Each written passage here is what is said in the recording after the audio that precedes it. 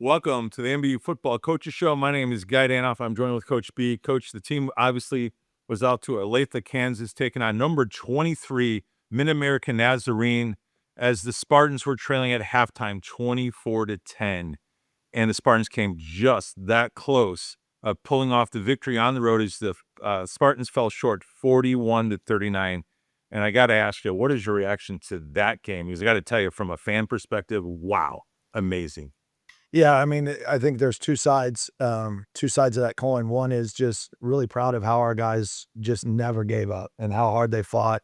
We were down 24-10 at half, but getting that field goal and putting together a nice drive going into the half gave us a little bit of momentum. And then I felt like the entire day our guys were really focused on what we were there to do and played extremely hard. But I just couldn't be more proud of their resiliency. And we talked a lot about that last week of just having persistence and taking one play at a time and having each other's backs. And boy, did they do that. The entire game, they were in it. They were supporting each other. Their persistence was tremendous. We never looked at the scoreboard and felt like we were out of it. And, I think a lot of it, we never really looked at the scoreboard until the very end. And Right. the other side of that is just, from a coach's standpoint, pure heartbreak for our guys because of the work that they put in, not just on Saturday, but in the weight room, in the film room, Monday through Friday. Right. Great focus, high level of practice. We talked a lot about putting that investment in the bank, and then it was time to make that withdrawal. And we withdrew. It just came up a little bit short, but I'm really proud of our effort and everything that we put into it. So what did you say to them at halftime? Obviously, you're trailing by 14, and obviously you have the belief that we can play with these guys. Matter of fact, we can come in and we can win this thing. Yeah. I mean, Coach, the put up, come on, 539 yards of total offense, but 29 second half points. That's astounding. So what did you guys say? I mean, what adjustments did you make? Well, really, the biggest thing is just trying to keep them up, Adam wage. Again, coming in there with the field goal, we had some momentum. We had a little bit of positive that we could end on, and just know that we were right in it. It was a 2-score game. We knew that we were right in that game. We could continue to fight back in. Right. Made a few adjustments defensively, but all in all, it was just keep doing your job because we were doing a good job defensively. Yep. We had a few breakdowns that we felt like we had addressed on the sideline, so it wasn't really any major halftime adjustments. The offensive staff just really got together, made a few tweaks and stuff there to get some matchups that proved to be really effective in the second half. But, my hat's off to our offensive staff. I mean, we see it every day, but they do a great job of formationing and motioning and creating some mismatches and some plays that are really, really hard to defend. And they showed that in the second half. Well, some of that showed in the stats. Let's talk about your quarterback, Jacob Jones, 414 total yards, 4 total touchdowns. He broke 333 yards passing, and he also had 81 yards. And I have to ask you this. Is it concerning that he leads your team in rushing right now through the first 4 games of the season? No, not at all, because I think that's a part of the game that it forces the opponent to defend 11 guys, which is hard to do. Right. Most defensive packages don't have a guy that's going to account for the quarterback on every single play. And if they do, they're taken away from somewhere else. So, I think Jacob has done a tremendous job of managing the game. It's not anything where he's forcing plays. He keeps his eyes downfield. Right. We saw that on several 2-minute situations where we were trying to go fast as he keeps his eyes downfield, made some big plays in the pass game. But when he has the ability to run and use his legs, he's extremely lethal with it. Well, speaking about running, let's talk about the 61-yard rushing TD to tie the game in the third quarter. What a lift for everybody.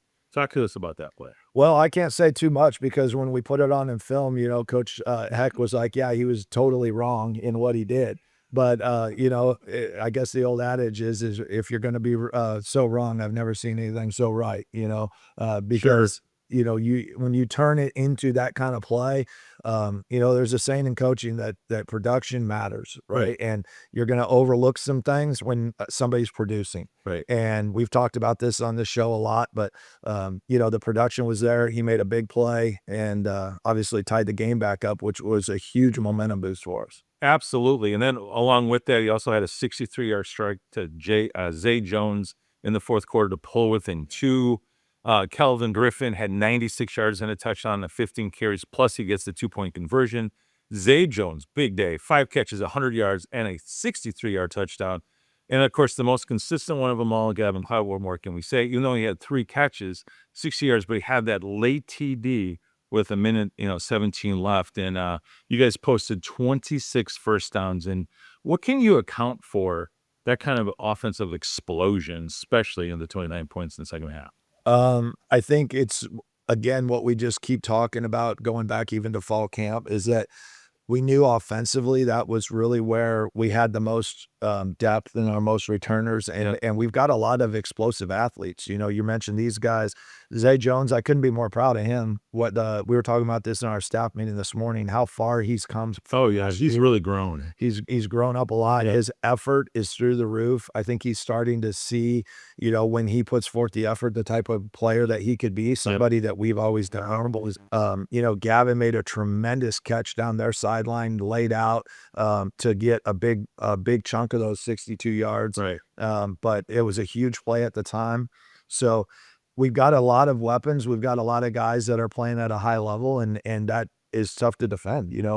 We see it on our side of the ball defensively. When you got to go and you've got somebody at every position that has to be accounted for, it puts some pressure on the defense, and we saw that. I think the biggest thing that upsets me is that we have these kind of stats on offense and put up 39 points and can't come away with the win. And ultimately, it's a team game. Right.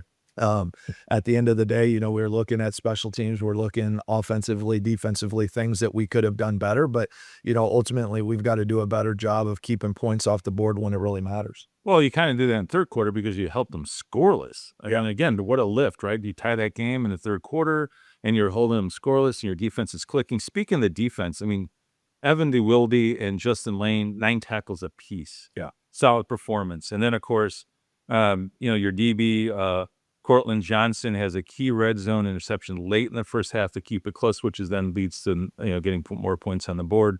And this is a great one to see, especially coming out of your secondary. Jalen Williams, come on, 5 cast breakups. Yeah. Obviously, he's getting targeted, he's getting thrown at. And so, anyways, is there anything else you want to say about the game? But I can just say from a fan perspective, Coach, one of the most exciting games I've ever seen in Spartan history, despite the fact we came a little short. But my gosh, to see that comeback was incredible. Yeah, and that's a good football team. You got to remember that 2 weeks ago they were ranked 12th in the nation. Right. They were ranked 23rd going into this week and lost on the road in a close ball game. So that's, for all intents and purposes, a team that has a chance to make the playoffs, has made the playoffs. Right. When Mr. Four talks from an athletic department standpoint that, he wants us to be top 20 in really every sport and really wants us to be top 20 in football. I think that just shows that we're knocking on the door, right. That we can do that. A few things here and there. We don't give up the special teams touchdown. It's a different ball game. They have a play in the corner of the end zone where CJ breaks up the ball and it bounces right into another guy's hand. Right. And that, again, is a touchdown that is sometimes just how the ball bounces and how the breaks go. But I'm really proud of Jalen. Our linebackers have done a great job. Justin Lynn, Kenner Bai, 2 young guys at linebacker that just continue to produce as true freshmen. But Jalen had a tough week against Graceland. He got several calls on him, and mentally it was just taxing on him. I know it was, but he put in so much work last week and played a really great ball game. Well, it shows, Coach. It just goes to show how much they care, how much they want it. I think more than anything, if you're a Spartan fan, you just got to tip your caps to, again, what you guys did in the second half. Yeah. I think that's what ultimately breaks our heart the most as coaches, is because it's not a fact of buy-in. It's not a fact of real work. And ultimately, as coaches, what we want is that work to be rewarded. And unfortunately, it's not always the way it is. That's a life lesson, right? You can put in a lot of work and things don't go your way. But the lesson there is that you just keep working, you keep grinding, because like I told them this morning, I can give them the easy recipe on how to lose a game. I can give them the easy recipe on how to fail a class. Sure. But that's not life. You know, and these are life lessons that I love the game of football and sports and how it teaches you those life lessons. It doesn't always go your way, but if we keep chopping wood, good things are going to happen this year. Well, speaking of chopping wood and certainly knocking on the door, guess what's knocking on the door here at Spartan Field coming this Saturday? You guys are taking on the number 3 team in the country in Benedictine. The Ravens are 4-1, and they're coming off a big, impressive 70-30 win over Peru State. And, Coach, right now they're averaging 46 points a game. Spartans are averaging 27. So the big question I have is, as you guys are taking on now a top 5 opponent, what are you telling your team and how are you preparing to get them ready for Saturday's contests against number 3 in the country? Really the same way we do every week is that we don't really care what the sticker on the side of the helmet says. We don't care about the number next to the name. You know, that is something that we have no control over.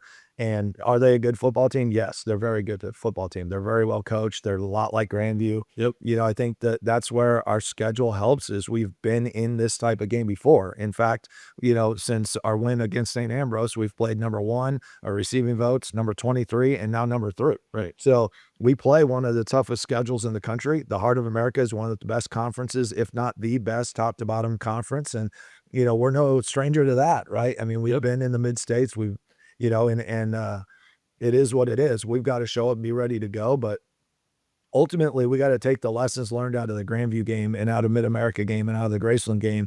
And we got to just start being consistent in how we put it together. You know, you look at Grandview, what we did in the second half of that game after really kind of gift wrapping them 21 points early in that game. So it just comes down to us. You know, are we going to be consistent? Are we going to be fast and physical? Things we talk about all the time. And are we going to get worried about that number 3 next to their name? Or are we going to realize that we're a good football team and we can go out and give them a heck of a fight? Absolutely. So, Coach, what's your message to Spartan Nation to come out, take in the atmosphere here for our 3rd home game of the season? Well, Benedictine travels well. I mean, they recruit St. Louis heavy. They travel well. You know, they're going to have fans here tailgating early. We're going to have fans here tailgating early. And so what my message to Spartan Nation is come, show up, be loud. Don't let the Benedictine Ravens take over our stadium and, you know, come out and support us. We're going to give a heck of an effort, and it'll be an exciting game. Well, one thing's for certain, it's definitely going to be an exciting game because I tell you what, Coach, we all know this, but you got the opportunity to do something very historic that the Spartans can pull off the victory here at Spartan Field. For Coach B, I'm Guy Down. I want to thank you watching right here on the Spartan Digital Network.